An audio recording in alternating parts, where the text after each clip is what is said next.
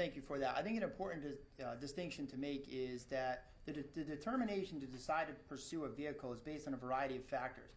In a vehicle you may decide to pursue at 3:30 in the or 3:30 in the morning, you may not decide to pursue at 3:30 in the afternoon.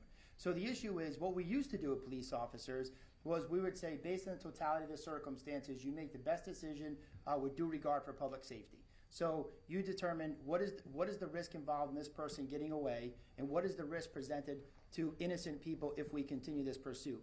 And that decision is based on a variety of circumstances that ever change. The trouble with the current legislation is that it's so restrictive that in many rural towns in the state of Connecticut, at 3:30 in the morning, you're in pursuit of a stolen vehicle. It's the police officer in the stolen vehicle. That's it.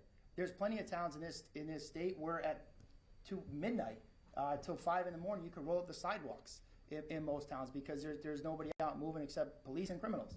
So I think it's important that we make that distinction. Is what we'd like to do is not say pursue somebody for stealing a Snickers to a school zone at 3 o'clock in the afternoon, but certainly if you have a stolen vehicle, perhaps a home invasion, an armed robbery just occurred at a 24-hour convenience store or something like that, and the risk that is presented is limited because of the time of day, the weather conditions, the road conditions, the traffic on the road. These are all considerations that police officers should have the ability to make the best decision. And again, I'll remind you that we do an incredible job at screening our officers in this state.